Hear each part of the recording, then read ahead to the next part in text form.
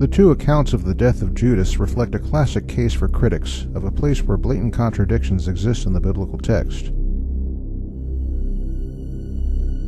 In this two-part presentation, we'll examine the points of contention, and in this first part we'll deal only with the specific mechanism of Judas's death. We'll discuss two types of solution to the problem and how each represents a differing approach to the Bible, one also represented, as it happens, by the controversy between these two fellows which we had a feature on last year. Concerning the death of Judas, one solution is contextual, and in my view far more satisfying, while the other solution is literalistic, and I would argue anachronistic.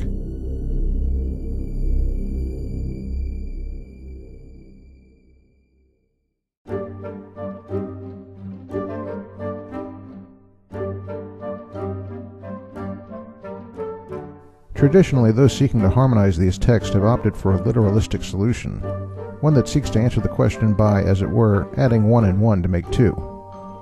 In simple terms, the answer given is that Judas hanged himself, and then his body fell and broke open. Thus it is said, Matthew reports part A of the story, while Luke reports part B, neither exclusive of the other. Is this a viable answer? In practical terms, it could be argued to be so, and if you're willing to accept it, more power to you. I can add a couple of things that may help that answer too.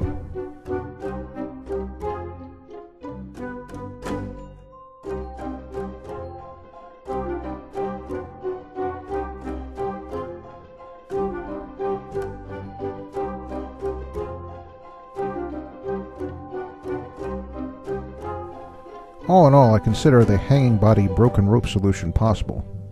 But there's another answer that I think takes better account of the literary and social context.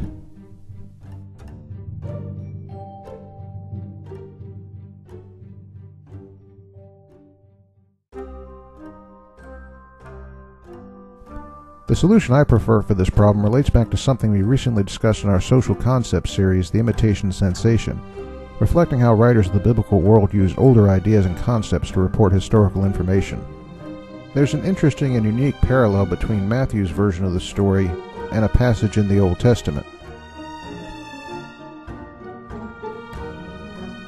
A second parallel is just as interesting.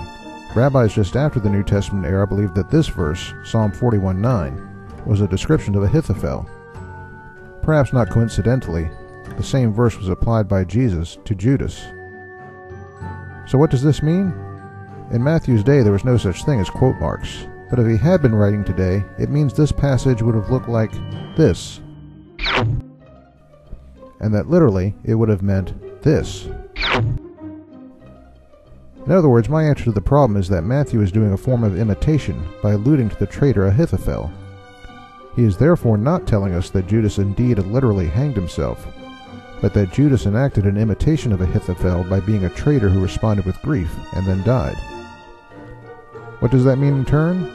It means Matthew is making no literal statement at all about Judas's mode of death, leaving Luke's account alone as a specific literal description of what happened. That's the main issue in resolving the two accounts of Judas's death. In the second of two parts to this presentation, we'll deal with some of the more technical details of the accounts.